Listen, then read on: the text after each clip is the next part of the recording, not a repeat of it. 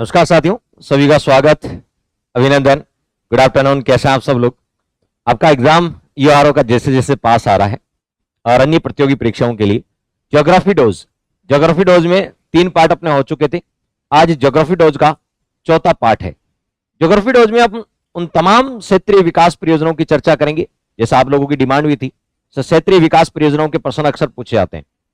साथ ही साथ अकाल और सूखा और मरुस्थलीकरण से रिलेटेड विविध प्रकार के प्रश्न भी आते हैं। तो आज अपन क्षेत्रीय विकास परियोजनाएं और अकाल और सूखा मरुस्थलीकरण इत्यादि से रिलेटेड जो भी योजनाएं और प्रोग्राम है उनको मात्र 5-7 मिनट की डोज में देखने वाले हैं। तो ये आने वाली आपके आगामी 5-7 मिनट की डोज जिसको आप देखेंगे आपके एग्जाम की दृष्टि से बहुत महत्वपूर्ण होगी। वैसे तो पढ़ाएंगे तो 2 घंटे लग सकते हैं, लेकिन सब कुछ लिखा हुआ आपके लिए और सिर्फ आपको ज्योग्राफी डोज के रूप में दिया जा रहा है ताकि आपका रिविजन हो सके। तो ज्योग्राफी डोज आप लोगों के द्वारा काफी पसंद की जा रही है। तो ज्योग्राफी डोज में आज अपन चर्चा करेंगे, क्वेश्चन भी बताऊंगा।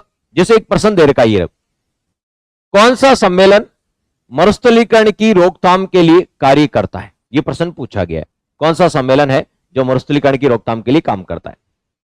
तो सेम इसी को समझने के लिए आपको सबसे पहले अपन टॉपिक समझ लेते हैं। एक संस्था आपकी UNCCD, United Nations conference combat desertification. Combat का मतलब था रोकथाम, लड़ाई। कॉम्बैक्ट मतलब रोकथाम, डेजर्टिफिकेशन मरुस्थलीकरण। सीडी याद कर लेना। कॉम्बैक्ट यानी रोकथाम किसकी? डेजर्टिफिकेशन यानी मरुस्थलीकरण की रोकथाम के लिए एक संस्था काम करती है। जहां पर यूएन लग गया यानी यूएनओ की संस्था है। तो यूनाइटेड नेशंस फुल फॉर्म भी याद रखें, United Nations conference to combat desertification, ये इसकी फुल फॉर्म है, United Nations conference to combat desertification. इस संस्था की स्थापना कब हुई? तो नाम से पता चला, कॉम्बैक्ट डेजर्टिफिकेशन, डेजर्टिफिकेशन की रोकथाम के लिए काम करती है। मरुस्थलीकरण की रोकथाम के लिए यह संस्था काम करती है। कैसे लगता है? अंतरराष्ट्रीय लेवल की संस्था है, यूएनए की संस्था है। इसकी स्थापना हुई थी 17 जून 1994 को। इसलिए 17 जून को क्या मनाया जाता है? 17 जून को विश्व मरुस्थलीकरण रोकथाम दिवस भी मनाया जाता है। तो 17 जून को क्या मनाया जाता है? आपसे पूछ ले, 17 जून को विश्व मरुस्थलीकरण रोकथाम दिवस मनाया जाता है। विश्व बोल दो या अंतरराष्ट्रीय मरुस्थलीकरण रोकथाम दिवस मनाया जाता है। अंतरराष्ट्रीय मरुस्थलीकरण रोकथाम दिवस। तो मरुस्थलीकरण रोकथाम दिवस कब मनाया जाता है? 17 जून को। 17 जून को क्यों मनाया जाता है? 17 जून को इसलिए मनाया जाता है, 17 जून 1994 को इस संस्था की क्या हुई थी? स्थापना हुई थी। ठीक है, इसलिए मनाया जाता है। इस संस्था में काम कब से शुरू हुआ? 1994 में स्थापना हुई, लेकिन काम 1996 से शुरू किया। 22 दिसंबर 1996 से इसने काम शुरू किया था। अब आपसे कोई पूछे, इस संस्था के द्वारा हर 2 साल में एक सम्मेलन होता है, उसका नाम होता है कोप। सर कोप एक वो भी तो होता है, एक कोप अलग होता है, कॉन्फ्रेंस ऑफ पार्टीज, जो यूनाइटेड नेशंस अब फ्रेमवर्क कन्वेंशन क्लाइमेट चेंज, वो जलवायु परिवर्तन के लिए होता है। वो कोप अलग है, वो 26वां कोप हो चुका है शर्म अल शेख में। ठीक है, 26वां हो चुका है, अब 27वां होगा। वो कोप 26 हो चुके हैं। ठीक है, ये कोप अलग है। ठीक है, ये यूएनसीसीडी द्वारा हर 2 साल में, वो प्रतिवर्ष होता है क्लाइमेट चेंज वाला, ये 2 साल में होता है। तो क्वेश्चन आएगा, यूएनसीसीडी के द्वारा कोप 15 का आयोजन कहां किया गया? अबिजान में किया गया था 2022 में। अब ये इसी यूएनसीसीडी के द्वारा कोप 16 कहां आयोजित होगा? इसका नाम है कॉन्फ्रेंस ऑफ पार्टीज, ये रियाद में आयोजित होगा, रियाद में दिसंबर 2024 में। तो 15 और 16 थोड़ा याद करके जाना यूएनसीसीडी का। तो आपसे कोई पूछे, मरुस्थलीकरण की रोकथाम के लिए एक अंतरराष्ट्रीय संस्था काम करती है, उसका नाम क्या है? यूएनसीसीडी है, फुल फॉर्म याद रख लेना। और इसकी स्थापना कब हुई? 17 जून 1994, इसलिए 17 जून को क्या मनाया जाता है? विश्व मरुस्थलीकरण रोकथाम। काम कब से? 22 दिसंबर 1996 से शुरू किया, और इसके द्वारा कोप 15 और 16, बस इतनी जानकारी याद रखनी। अब देखिए इस क्वेश्चन को देखते हैं। मरुस्थलीकरण की रोकथाम के लिए कौन सा सम्मेलन या कौन सी संस्था है? तो आप कहोगे यूएनसीसीडी, अभी पढ़ा था यूएनसीसीडी। ठीक है, तो इसका आंसर हो जाएगा बी, यूएनसीसीडी। सीडी याद रखना लास्ट में, कॉम्बैक्ट डेजर्टिफिकेशन, मरुस्थलीकरण की रोकथाम के लिए। ठीक है, तो आपसे कोई पूछ ले इसका आंसर क्या हो जाएगा? बी। ये सारे मिलते जुलते, यूनिसेफ, यूनेस्को, ये सारे मिलते जुलते हैं, लेकिन ऐसे प्रश्नों को आपको सोल्व करना है। क्लियर? चलिए, तो ये इस प्रकार का प्रश्न पूछा गया, इसलिए मैंने बता दिया आपको। काजरी के बारे में सब जानते हैं, फिर भी रिवीजन कर लो। काजरी की फुल फॉर्म क्या है? Central arid zone research institute, Hindi में बोलते हैं केंद्रीय शुष्क क्षेत्र अनुसंधान संस्थान। काजरी की स्थापना 1959 में, कहां बताओ? जोधपुर। वैसे काजरी की स्थापना तो 1952 में हो गई थी, 1952-53 में, 1952 में काजरी की क्या हो गई थी स्थापना। लेकिन मरुस्थलीकरण शोध संस्थान था उस समय उसका नाम। अभी काजरी नाम हुआ था 1959 में। काजरी का मुख्यालय जोधपुर में, और काजरी आपको पता है केंद्रीय शुष्क क्षेत्र अनुसंधान संस्थान। आफरी, कौन से बताओ? आफरी। आफरी की बात करें तो एरिड फॉरेस्ट्री रिसर्च इंस्टीट्यूट, ठीक है। काजरी भी जोधपुर में है, आफरी भी जोधपुर में है। काजरी की स्थापना 1959 में, आफरी की स्थापना 1985 में हुई थी, यह भी ध्यान रखना है। काजरी और आफरी दोनों का मुख्यालय का है जोधपुर। चलिए आगे देखते हैं। दो कार्यक्रम में मरुस्थलीकरण के रोकथाम के लिए, एक तो डीपीएपी और एक डीडीपी। दो कार्यक्रम में, बहुत अच्छे से याद करके जाना क्योंकि यहां से प्रश्न पूछते जाते हैं और अभी बताऊंगा कैसे प्रश्न पूछे जाते हैं। Drought prone area program, full form याद रखना, drought prone area program. Drought यानी सूखा, आपको पता है, प्रोन या संभाव्य, एरिया यानी क्षेत्र यानी प्रोग्राम यानी कार्य। तो D P A P drought prone area program, जहां सूखा पड़ने की संभावना है उस क्षेत्र के लिए कार्यक्रम। यह कार्यक्रम 1973-74 में शुरू हुआ था, ठीक है। यानी उसमें कौन सी चौथी पंचवर्षीय योजना चल रही थी, ठीक है। कितने जिलों में? 11 जिलों में चल रहा है। कितने जिलों में? 11 जिलों में चल रहा है। और केंद्र और राज्य, यदि ये केंद्र और राज्य दोनों का मिला जुला प्रोग्राम है। यदि 100 रुपए खर्च होते हैं तो सेंट्रल गवर्नमेंट 75 रुपए देती है, स्टेट गवर्नमेंट 25 रुपए देती है। तो सूखा संभाव्य क्षेत्र कार्यक्रम, ठीक है, कब शुरू हुआ? 1973-74 में। कौन सी? चौथी पंचवर्षीय योजना में, 11 जिलों में और 75-25। ये रिवीजन सेशन है, तो बस इंपॉर्टेंट चीजें मैंने आपके सामने लिख दी। नेक्स्ट है डीडीपी, डेजर्ट डेवलपमेंट प्रोग्राम, ठीक है। मरु विकास कार्यक्रम, डेजर्ट का डेवलपमेंट करने वाला प्रोग्राम, मरु विकास कार्यक्रम। यह 1977-78 में शुरू हुआ था। तो बड़ा कौन सा है? ये देखो डीपीएपी में 4 वर्ड है, इसमें कितने वर्ड है? इसमें 3 ही है, ठीक है। इसका मतलब 4 वाला पहले, बड़ा हमेशा पहले, बड़े का जन्म पहले होता है, छोटे का बाद में होता है। तो ये बड़ा है, 4 वर्ड है, तो इसका जन्म पहले हुआ और इसका बाद में हुआ, ठीक है। ये 73-74 है, ये 77-78 है, ऐसे याद कर लेना। ऐसे भी याद नहीं रहे तो डीपीएपी में 4 वर्ड आ रहे हैं और पीछे 1973-74 के क्या आ रहा है? 74 में 4 आ रहा है और पीछे चौथी पंचवर्षीय योजना भी आ रही है, तो ऐसे लिंक कर लेना। डीपीएपी में कितने शब्द है? 4। तो ये 1974 में शुरू हुआ था, ठीक है। और कौन सी में? चौथी पंचवर्षीय योजना में। अब गलत नहीं होगा आपका। और दूसरा है डीडीपी, ये 1977-78 में ये 5वीं पंचवर्षीय योजना में शुरू हुआ था। ये कितने जिलों में चल रहा है? ये 16 जिलों में चल रहा है। और केंद्र और राज्य का अनुपात कितना है? 75-25 से। कितना बताओ? 75। एक ये बहुत ज्यादा पूछते हैं आजकल, ठीक है, माडा कार्यक्रम। कौन सा? माडा, मॉडिफाई एरिया डेवलपमेंट प्रोग्राम, यानी संशोधित क्षेत्र विकास कार्यक्रम। ये 78-79 में शुरू हुआ था। कितने जिलों में चल रहा है? 13 जिलों में चल रहा है, ठीक है। आदिवासी क्षेत्रों में शैक्षणिक, सामाजिक और आर्थिक सुधार के लिए माडा कार्यक्रम शुरू हुआ, जहां पर संशोधित आ जाए। संशोधित वाला 78 और 79 में शुरू हुआ था। 13 जिलों में चल रहा है। कितने जिलों में? 13 जिलों में चल रहा है। अब इससे प्रश्न कैसे आते हैं? अब हमने पढ़ तो लिया, प्रश्न भी बता देता हूं कैसे आप पूछे गए। राजस्थान में सूखा जहां पड़ने की संभावना है उस क्षेत्र के लिए कार्यक्रम, तो इसको इंग्लिश में बोलते हैं D P A P, drought prone area program, ठीक है, जहां सूखा पड़ने की संभावना है। ये किस वर्ष शुरू किया गया था? तो ये कितने वर्ड है इसमें? आपको सर इसमें 4 वर्ड है, 1 2 3 4। तो जहां पर 4 आ रहा है, ठीक है सर, हमें मोटा मोटा याद है, मोटा मोटा याद है, ठीक है। कब? 1973-74। इसमें ऑप्शन यहां थोड़ा मिसप्रिंट हो गया। मोटा मोटा याद है सर हमें 1973-74, 1973-74, ठीक है, 1973-74। तो आपको पता है कि डीपीएपी कार्यक्रम कब शुरू हो रहा था? 1973-74 में शुरू हुआ था। कब हुआ था? और पंचवर्षीय योजना पूछे तो वही पीछे 4 आ रहा है, तो चौथी पंचवर्षीय योजना, चौथी पंचवर्षीय योजना, 5 ईयर प्लान लिख दो, ठीक है, 5 ईयर प्लान, ठीक है, चौथी पंचवर्षीय योजना में शुरू किया गया डीपीएपी कार्यक्रम। नेक्स्ट, सूखा संभावित क्षेत्र कार्यक्रम, डीपीएपी, जहां सूखा पड़ने की संभावना है, डीपीएपी। डीपीएपी कार्यक्रम कितने जिलों में चलाया जा रहा है? तो आप देख लो, डीपीएपी कार्यक्रम 11 जिलों में चलाया जा रहा है। अभी हमने पढ़ा डीपीएपी कार्यक्रम है 73-74 में शुरू हुआ था, ये भी एग्जाम में पूछ लिया। कितने जिलों में चल रहा है? 11 जिलों में चल रहा है। कितने जिलों में? 11। और केंद्र राज्य का अनुपात कितना है? 75-25। दोनों में 75-25 है, इसमें भी और इसमें भी केंद्र राज्य का 75-25 है। ये चौथी, ये 5वीं पंचवर्षीय योजना, ये 73-74, ये 77-78, ये 11 जिलों में, ये 16 जिलों में। तो अब आपसे कोई पूछ ले कि ये डीपीएपी कार्यक्रम कितने जिलों में चल रहा है? तो ये 11 जिलों में चल रहा है। कितने बताओ? 11 जिलों में। नेक्स्ट, डीपीएपी ब्रैकेट में लिखा हुआ है, सूखा संभावित क्षेत्र कार्यक्रम, वित्तीय व्यवस्था लिख, केंद्र और राज्य का हिस्सा कितना है? तो मैंने कहा दोनों का हिस्सा कितना है? 75-25 है। कितना बताओ? 75-25। ऐसे प्रश्न, ये सारे वो प्रश्न लेके आया हूं मैं जो पुराने एग्जाम में पूछे गए, ठीक है, ताकि आपको पता रहे कि हाँ ऐसे प्रश्न आते हैं। ये विविध वाले में है, कैसे भी आ जाते हैं, कहीं से भी घूम के, सिलेबस में कहीं नहीं लिखा होता सीधा सीधा, फिर भी आ जाते हैं, फिर भी आ जाते हैं। राजस्थान में मरु विकास कार्यक्रम, मरु विकास कार्यक्रम, क्योंकि कहीं ना कहीं ज्योग्राफी में आपके सिलेबस में भौतिक प्रदेश में एक होता है पश्चिमी मरुस्थलीय प्रदेश, तो वहां से आ जाते हैं, कहीं ना कहीं से आ जाते हैं ये प्रश्न। डायरेक्ट कहीं सिलेबस में आपके नहीं लिखा होता है, इसलिए नाम लिखा क्षेत्रीय विकास परियोजना है। ये आपके एग्जाम में कहीं ना कहीं पूछी जाती है। ये देखो, मरु का मतलब होता है डेजर्ट डेवलपमेंट और प्रोग्राम, डीडीपी कार्यक्रम। ये है आपका डीडीपी, डेजर्ट डेवलपमेंट प्रोग्राम। ये कब शुरू हुआ था? ये 1977-78 में शुरू हुआ था। कब शुरू हुआ था? 1977-78 में शुरू हुआ था। तो दोनों कार्यक्रम के बारे में पूछा गया। D D P, desert development program, desert development program, D D P. 1 अप्रैल 1999 से केंद्र और राज्य का अनुपात कितना कर दिया? ठीक है, पहले ही इसका अनुपात 60-40 था। 1999 से पहले 60-40 था, अब कितना कर दिया? अब 75-25 कर दिया 1999 के बाद। तो मैंने कहा दोनों कार्यक्रम डीपीएपी और डीडीपी दोनों का ही 75-25 है। सेंट्रल स्टेट का रेशो, सेंट्रल स्टेट का रेशो। ये कितने जिलों में? ये 11 जिलों में। ये कितने जिलों में? 16 जिलों में।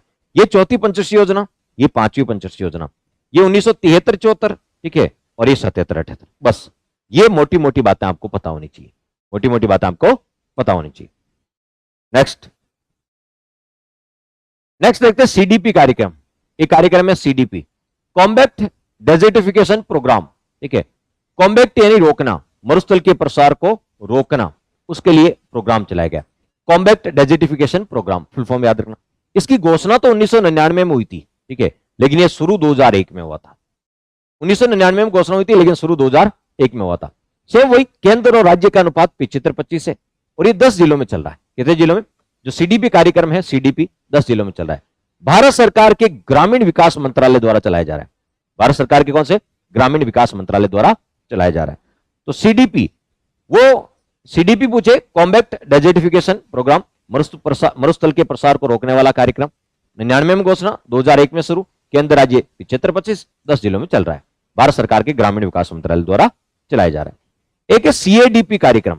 सीएडीपी कार्यक्रम, ये मिलते जुलते बहुत सारे कार्यक्रम है, जैसे डीपीएपी, डीडीपी, सीडीपी, सीएडीपी।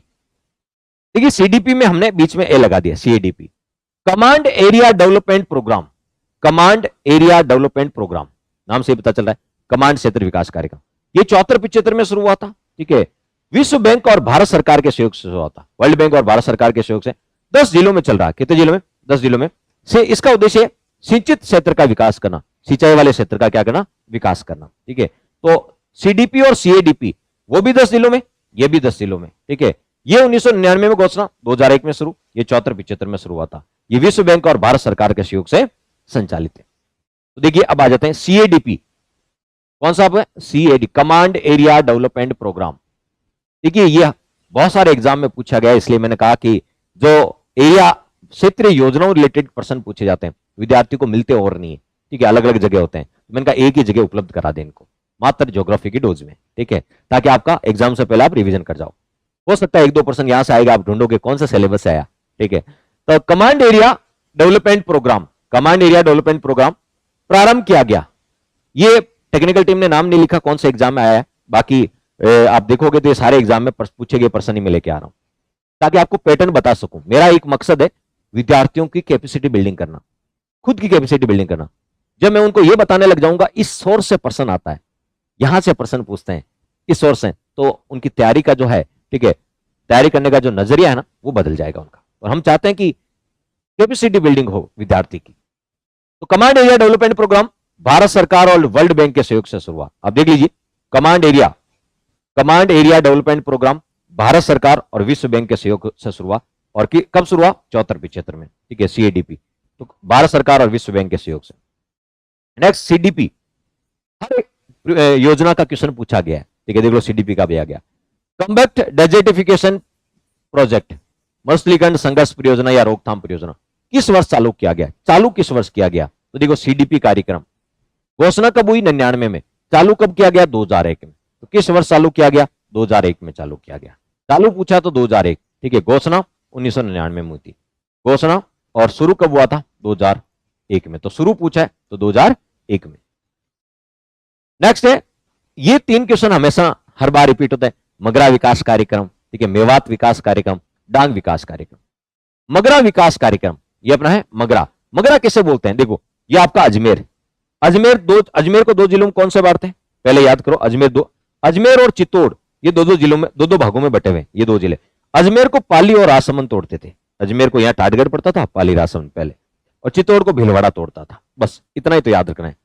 अजमेर को कौन तोड़ते, पाली राजसमंद। चित्तौड़ को कौन तोड़ता, भीलवाड़ा। तो ये हो गए 3 और ये हो गए 2, 5। बस याद हो गए। तो याद करने का तरीका है, ये अजमेर, ठीक है, और ये चित्तौड़, ये दो भागों में बटे हुए। इनको तोड़ता कौन है, इसको पाली राजसमंद, इसको भीलवाड़ा। तो अजमेर, पाली, राजसमंद, भीलवाड़ा, चित्तौड़, ये 5 जिले आते हैं मगरा विकास कार्यक्रम। इनका पथरीला क्षेत्र कहलाता है मगरा। कितने जिले आते हैं इसमें, 5 जिले आते हैं, ये पूछेंगे। मगरा विकास कार्यक्रम 5 जिले आते हैं, ठीक है। कौन कौन से, देखो, अजमेर को कौन तोड़ता है, पाली राजसमंद। चित्तौड़ को कौन तोड़ता है, भीलवाड़ा। तो देखो, अजमेर, पाली, राजसमंद, भीलवाड़ा, चित्तौड़। अजमेर, पाली, राजसमंद, भीलवाड़ा, चित्तौड़। अब आपको 5 जिले भी याद रह जाएंगे, ठीक है। कब शुरू हुआ था, 2005-6 में शुरू हुआ था, ठीक है। और 100% राज्य सरकार, यानी ये जो तीनों कार्यक्रम है ना, मगरा विकास कार्यक्रम, मेवात और डांग, ये तीनों कार्यक्रम पूरी तरह राजस्थान सरकार के द्वारा संचालित, पूरी तरह 100% राजस्थान सरकार के द्वारा संचालित है। तो मगरा विकास कार्यक्रम कब शुरू हुआ, 2005-6 में। कितने जिलों में, 5 जिलों में, ठीक है। 5 जिलों के नाम याद रखना, ठीक है। और 100% राज्य सरकार का, 100% राज्य सरकार का। नेक्स्ट है मेवात। मेवात का अलवर और भरतपुर में मेव जाति के लोग रहते हैं, उस क्षेत्र को बोलते हैं मेवात। तो अलवर और भरतपुर में मेव जाति के लोग रहते हैं, उस क्षेत्र को मेवात। तो मेवात विकास कार्यक्रम 2 जिलों में चल रहा है, अलवर और भरतपुर। कब शुरू हुआ था, 86-87 में शुरू हुआ था। कब बताओ, 86-87 में। कितने जिलों में, 2 जिलों में। कितने बताओ, 2 जिलों में। 100% राज्य सरकार का, 100% राज्य सरकार का, यह विधान क्रम। नेक्स्ट है डांग विकास कार्यक्रम। कौन सा बताओ, डांग विकास कार्यक्रम। बात करें डांग विकास कार्यक्रम, डांग विकास कार्यक्रम 8 जिलों में चल रहा है। सर 8 जिले कैसे याद रखेंगे, 8 जिले कैसे याद, बड़ा सिंपल है। कोटा संभाग में 4 जिले आते हैं, भरतपुर संभाग में 4 जिले आते हैं। देखो यहां से शुरू को, भरतपुर, करौली, धौलपुर, सवाई माधोपुर, कोटा, बूंदी, बारां, झालावाड़। तो कोटा संभाग में 4, भरतपुर संभाग में 4, पहले वाले के अकॉर्डिंग। तो 4 और 4 कितने होंगे, 8। तो बताओ, भरतपुर संभाग के 4 जिले याद रह जाएंगे, भरतपुर, करौली, धौलपुर से, और कोटा संभाग के 4 जिले, 4 और 4 8 जिले। 8 जिलों में चल रहा। पूछे कौन से 8 जिले, कोटा संभाग के 4, भरतपुर संभाग के 4, ठीक है। ये भी 2005-6 में शुरू हुआ था, ठीक है। 100% राज्य सरकार का। तो ये तीनों याद रखना। क्वेश्चन कैसे, मगरा विकास कार्यक्रम कितने जिलों में, 5। मेवात वाला 2 जिलों में, डांग वाला 8 जिलों में। इनके नाम याद रखना। ये 5-6 में, ये भी 5-6 में, लेकिन ये 1986-87 में। तीनों 100% राज्य सरकार के द्वारा। अब पुराने एग्जाम में प्रश्न कैसे आए वो देख लो। राजस्थान में 2005-6 में मगरा क्षेत्र विकास योजना शुरू की गई थी। ये किन जिलों में रहने वाले लोगों के लिए सामाजिक आर्थिक स्तर में सुधार की लिए शुरू की गई थी। इनका उद्देश्य वहां रहने वाले लोगों के सामाजिक आर्थिक जीवन में सुधार करना। तो मगरा विकास प्रोग्राम कितने जिलों में चली, 5 में। तो अजमेर, ठीक है, अजमेर को तोड़ते हैं पाली और राजसमंद।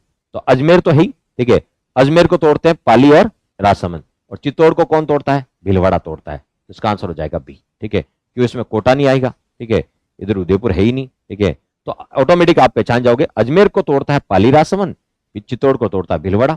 तो जिले पूछ लिए इसमें। मगरा क्षेत्र विकास कार्यक्रम राजस्थान में कब शुरू किया गया था, तो बताया था मगरा विकास कार्यक्रम राजस्थान में 2005-6 में शुरू किया गया था, 2005-6 में शुरू किया गया था। इनमें से किस जिला युग्म से डांग क्षेत्र विकास कार्यक्रम, तो डांग क्षेत्र विकास कार्यक्रम 8 जिलों में चल रहा है, कितने में, 8, ठीक है। तो 8 कौन से, भरतपुर संभाग के 4, कोटा संभाग के 4। तो इसमें उदयपुर तो आएगा ही नहीं, ठीक है। भरतपुर संभाग में देखो, भरतपुर में कौन आता है, भरतपुर आता है, फिर करौली आता है, धौलपुर आता है, सवाई माधोपुर आता है। कोटा संभाग ये 12 कोटा संभाग में आता है। तो इसका आंसर ये हो जाएगा कि बाड़मेर आएगा नहीं, जयपुर आएगा नहीं, ठीक है। तो ऑटोमेटिक इसका आंसर क्या हो जाएगा, यानी जिले याद होने। डांग विकास कार्यक्रम 8 जिलों में चल रहा है, तो मैंने याद करने का तरीका बता दिया। 4 किसके, कोटा संभाग के, और 4 किसके, भरतपुर संभाग के। मेवात क्षेत्र विकास कार्यक्रम ये 2 जिलों में चल रहा है, अलवर और भरतपुर में। मेवात का मतलब अलवर और भरतपुर जिलों में। तो ये जिले पूछ रहे हैं, यानी इन प्रश्नों से हम आपको क्या पता चल रहा है, पैटर्न का पता चल रहा है। क्या चल रहा है, पैटर्न का पता चल रहा है। नेक्स्ट, जो क्लास 2 घंटे में हो सकती थी ना, उसको मैंने प्रयास किया कि 20-25 मिनट में आपको दे दूं, ठीक है, ताकि आप रिवीजन कर सको अच्छे से। एकीकृत बंजर भूमि विकास कार्यक्रम, ठीक है, इस कार्यक्रम का नाम क्या है, एकीकृत बंजर भूमि विकास कार्यक्रम, इंटीग्रेटेड वाटर डेवलपमेंट प्रोग्राम, ठीक है, sorry integrated wasteland development program, ठीक है। तो ये कब शुरू किया गया ना, 1989 में। कितने जिलों में, 10 जिलों में। तो पूछे बंजर भूमि का विकास करने वाला कार्यक्रम 1989 में 10 जिलों में शुरू किया गया था। नेक्स्ट है समन्वित व्यर्थ भूमि, ये बंजर भूमि, ये व्यर्थ भूमि विकास कार्यक्रम, ठीक है, ये 1992-93 में शुरू किया गया था 18 जिलों में। नेक्स्ट है एकीकृत बंजर भूमि विकास योजना, वो कार्यक्रम है, ये योजना है, ये 1 अप्रैल 1995 को 10 जिलों में। किसके द्वारा? ये ग्रामीण विकास और पंचायती राज विभाग द्वारा संचालित है। मरुस्थल वृक्षारोपण शोध केंद्र, मैंने कहा ना काजरी का नाम पहले काजरी नहीं था, काजरी का नाम था मरुस्थल वृक्षारोपण शोध केंद्र 1952 में जोधपुर में, बाद में इसका नाम काजरी कर दिया, इसका नाम काजरी कर दिया कब? 1959 में। तो काजरी का पहले नाम क्या था? काजरी का पहला नाम था मरुस्थल वृक्षारोपण शोध केंद्र, अब इसको काजरी, तो ये नाम से 1952 में, बाद में काजरी नाम किया था 1959 में। मरु विकास बोर्ड, ये जोधपुर में ही कई बार पूछते हैं, मरु विकास बोर्ड 1966 में, मरु विकास बोर्ड है कहां? जोधपुर में। स्थापना कब हुई? 1966 में हुई थी, ठीक है, मरु विकास बोर्ड की स्थापना 1966। राजस्थान व्यर्थ भूमि विकास बोर्ड, ये 2009 में बना था, कब बना था? 2009 में। तो बंजर भूमि विकास कार्यक्रम कौन क्रियान्वित कर रहा है? तो बंजर भूमि विकास कार्यक्रम कौन कर रहा है? तो बंजर भूमि विकास कार्यक्रम ग्रामीण विकास और पंचायती राज विभाग कर रहा है। कौन कर रहा है? ग्रामीण विकास और पंचायती राज विभाग कर रहा है। मरु विकास बोर्ड कहां है? जोधपुर में, 1966 में स्थापना हुई, देख लो, मरु विकास बोर्ड की स्थापना 1966 में, कहां बताओ? जोधपुर में। तो उसकी स्थापना 1966 में हुई थी, मरु विकास बोर्ड की स्थापना 1966 में हुई। नेक्स्ट, तो मैंने कहा कि वो सब योजनाएं में एक साथ लेके आ गया जो आपसे पूछी आती है, यदि पसंद आ रही तो लाइक जरूर करें, ठीक है। नेक्स्ट है सीमा क्षेत्र विकास कार्यक्रम, border area development program, border area development program, जो हमारी अंतरराष्ट्रीय सीमा बनाते हैं 4 जिले, ठीक है, गांधीनगर, बीकानेर, जैसलमेर और बाड़मेर, वहां पर उनके विकास के लिए योजना चलाई गई है सीमा क्षेत्र विकास कार्यक्रम। ये आपसे कोई पूछ ले किसकी है, तो ये 1993-94 में शुरू की गई। कब शुरू की गई? 1993-94, ठीक है। कितने जिलों में चल रही? 4 जिले जो अंतरराष्ट्रीय सीमा बनाते हैं, गांधीनगर, बीकानेर, जैसलमेर, बाड़मेर। सेंट्रल गवर्नमेंट की स्कीम है, गृह मंत्रालय की स्कीम है, सेंट्रल गवर्नमेंट की सीमा क्षेत्र विकास 100%, ठीक है, सेंट्रल गवर्नमेंट 100, पहले 2015 से पहले, 2015 से पूर्व 100% केंद्र सरकार की योजना थी, केंद्र सरकार की 2015 से पहले 100% केंद्र सरकार की योजना थी। लेकिन 2015 के बाद केंद्र और राज्य का अनुपात 60-40 कर दिया, 100 रुपए खर्च होते हैं तो 60 केंद्र 40 राज्य। तो सीमा क्षेत्र विकास कार्यक्रम कब शुरू हुआ? 1993-94 में। कितने जिलों में? जो हमारे अंतरराष्ट्रीय सीमा बनाते हैं 4 जिलों में, ठीक है। और इसमें पहले 2015 से पहले 100% केंद्र सरकार देती थी, 15 के बाद केंद्र राज्य का अनुपात 60-40 कर दिया, ये ध्यान रखना।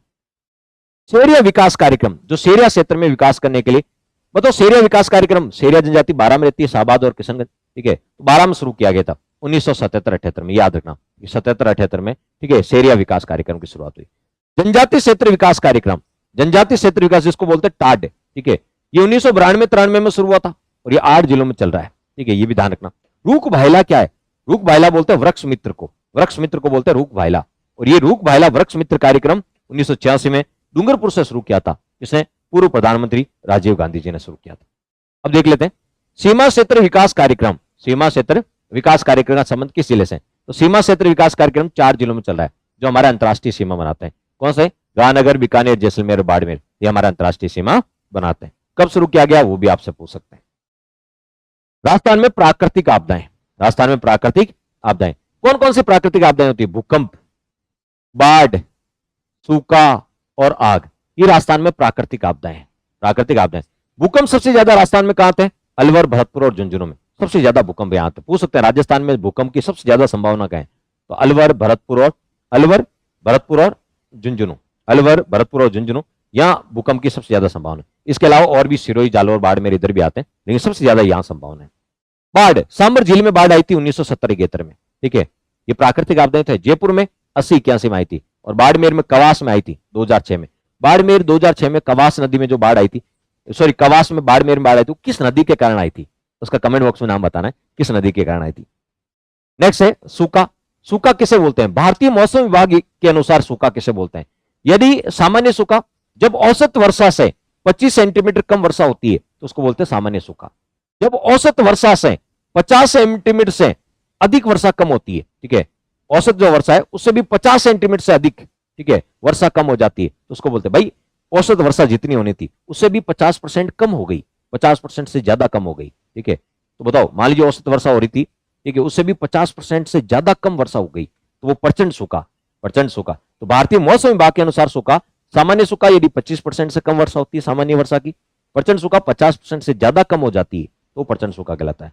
सिंचाई आयोग के अनुसार यदि 25 से 50 सेंटीमीटर की कमी होती है वर्षा में तो वो सीमित सूखा है, लेकिन यदि 50 सेंटीमीटर से अधिक वर्षा में कमी हो गई तो वो गंभीर सूखा है। तो भारतीय मौसम विभाग के अनुसार सूखा की परिभाषा अलग है और सिंचाई विभाग के अनुसार अलग है। देखिए 2002-3 में 32 जिलों में सूखा पड़ा था, सबसे ज्यादा 2002-3 में 32 जिलों में अकाल या सूखा पड़ा था। अकाल 2002-3 में सबसे ज्यादा 2002-3 में 32 जिलों में सूखा पड़ा था। 2020-21 में 6 जिलों में सूखा पड़ा था और लास्ट आंकड़ा है अपने पास 21-22, ठीक है, उसमें 10 जिलों में पड़ा था। यानी लास्ट वाले साल भी थोड़े देख लेना कब कब कितना कितना सूखा पड़ा था। तो किस वर्ष में सूखा प्रभावित जिलों की संख्या सबसे ज्यादा थी? तो मैंने कहा 2002-3 में 32 जिले थे। यानी बताओ 32 जिले सूखे से प्रभावित थे। 32 जिले सूखे से क्या थे? प्रभावित थे। राजस्थान में देखिए 2002-3 की यदि बात करें, 2002-3 में राजस्थान में 32 जिले होते थे। 33वां जिला प्रतापगढ़ बना था 2008 में। 33वां जिला प्रतापगढ़ बना था 2000, उससे पहले 32, तो 32 के 32 जिलों में सूखा पड़ गया। ठीक है, 2002-3 32 के 32 जिलों में क्या पड़ गया? सूखा पड़ गया। 2020-21 में कितने जिलों में अकाल या सूखा पड़ा था? 20-21 में, तो देखो 20-21 में 6 जिलों में पड़ा। हाँ 21-22 पूछ ले तो 10 जिले कर देना, लेकिन अभी 20-21 पूछा है तो 6 जिलों में सूखा पड़ा था। कितने बताओ? 6 जिलों में सूखा पड़ा था। लेकिन यदि आपसे 21-22 पूछ ले, 21-22 10 जिलों में सूखा। 20-21 में देखो 20-21 में 6, 21-22 में 10 जिलों में सूखा पड़ा था। ये 20-21 है। ये दोनों आंकड़े याद करना, ये 20-21 का है, ये 21-22 का आंकड़ा। मरुस्थलीकरण का कारण क्या है राजस्थान में? ठीक है, मरुस्थलीकरण के कारण यदि बात करें, मरुस्थलीकरण के कारण, क्योंकि ऐसे प्रश्न हमेशा एग्जाम में आते हैं। मरुस्थलीकरण के कारण क्या है? पहला मरुस्थलीकरण का जो कारण है, मूल कारण है, वह है वर्षा की कमी। भाई मरुस्थल क्यों है राजस्थान में? वर्षा कम होती है, तो पहला तो है वर्षा की कमी। क्यों वर्षा कमी क्यों है? अरावली है, वो दक्षिणी पश्चिम मानसून की जो अरब सागर की शाखा आती है उसके पैरेलल स्थित है, समानांतर स्थित है, इसलिए वर्षा की कमी। अरावली उसके समानांतर स्थित। दूसरा है पशुओं का अतिचारण। पशुओं का अतिचारण, अनियंत्रित पशु चराई जिसको बोलते हैं। अनियंत्रित पशु चराई से पशुओं के खुर से मिट्टी की ऊपर वाली परत टूट जाती है, फिर हवा के साथ एक स्थान से कहां चली जाती है? दूसरे। पशुओं का अतिचारण, पशुओं का अतिचारण।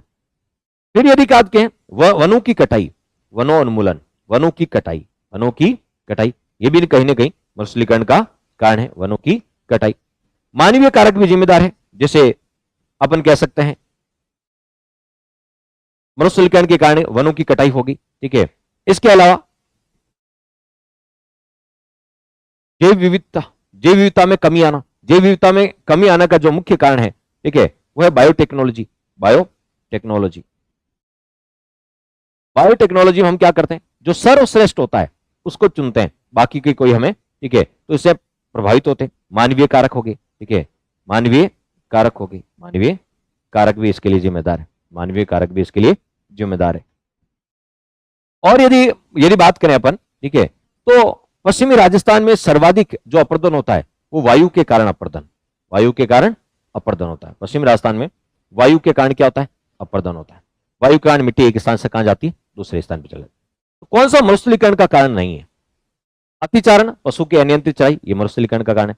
जनसंख्या अधिक, जैविक कृषि और अति जुताई। देखिए जनसंख्या अधिक होगी ना तो भी खनिजों का संशोधन होगा या दोहन होगा या मरुस्थलीकरण बढ़ेगा। क्यों? पेड़ पौधों की कटाई होगी, ठीक है, तो ये बहुत सारे कारण हैं। ठीक है, अति जुताई, ठीक है, आपको अति जुताई भी कहीं ना कहीं मरुस्थलीकरण का कारण है। जैविक कृषि से मरुस्थलीकरण नहीं बढ़ता है, हाँ रासायनिक कृषि से बढ़ता है। यदि रासायनिक कृषि करोगे तो उससे मरुस्थलीकरण बढ़ेगा, लेकिन जैविक कृषि से, रासायनिक कृषि करोगे, जूमिंग कृषि करोगे, जिसको स्थानांतरित कृषि बोलते हैं, वालरा बोलते हैं, इससे मरुस्थलीकरण बढ़ता है, लेकिन जैविक कृषि से मरुस्थलीकरण पे कोई प्रभाव नहीं पड़ता। राजस्थान के लिए कहावत है अकाल से संबंधित, तीजो कुरियो आठों काल, 8वें वर्ष काल पड़ता है। 8वें वर्ष क्या पड़ता है? काल। 8वें वर्ष काल पड़ता है, तो तीसरे वर्ष, हर तीसरे वर्ष अर्ध काल पड़ता है। तीसरे वर्ष आधा काल पड़ता है, तो तीसरे वर्ष तो अर्ध काल पड़ता है, तीसरे वर्ष तो क्या पड़ता है? अर्ध, और 8वें साल पूरा काल पड़ता है। ठीक है, तीसरे वर्ष तो बताओ इसमें कुरियो का अर्थ क्या है? कुरियो, तो तीजो कुरियो, हर तीसरे वर्ष आधा काल पड़ता है, ठीक है, और 8वें वर्ष पूरा काल पड़ता है, 8 वर्ष पूरा काल पड़ता है। मरुस्थलीकरण का सर्वप्रथम कारण क्या, मूल कारण क्या मरुस्थलीकरण, अनियंत्रित पशु चराई, ये मरुस्थलीकरण का कारण है। ठीक है, अनियंत्रित पशु चराई ये मरुस्थलीकरण का कारण है।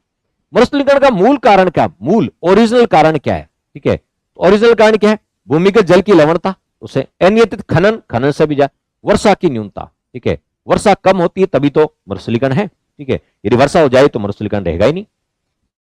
राजस्थान में मरुस्थलीकरण की सबसे प्रभावी प्रक्रिया कौन सी है, तो मरुस्थलीकरण की सबसे प्रभावी प्रक्रिया क्या है। ठीक है, वनस्पति का उन्नयन, जल अपर्दन, पवन अपर्दन, तो वायु के द्वारा अपर्दन, वायु के द्वारा अपर्दन, क्यों मिट्टी एक स्थान से कहां चली जाती, दूसरे स्थान पर चली जाती है।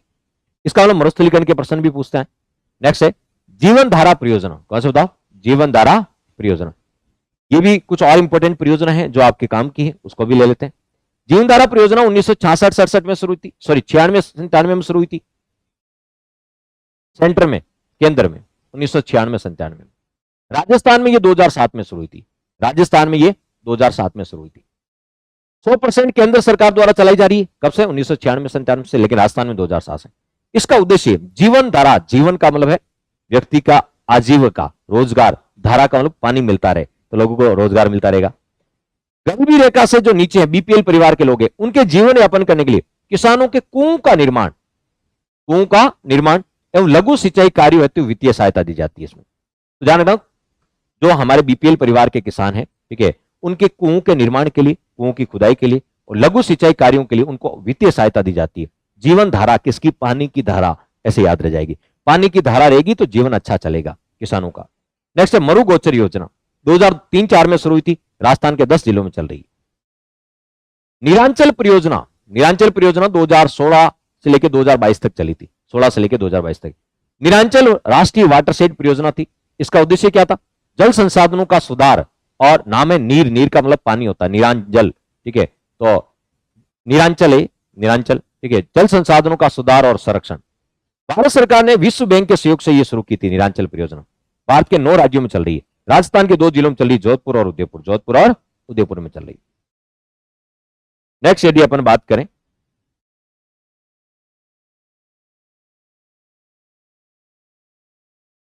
नेक्स्ट यदि अपन बात करें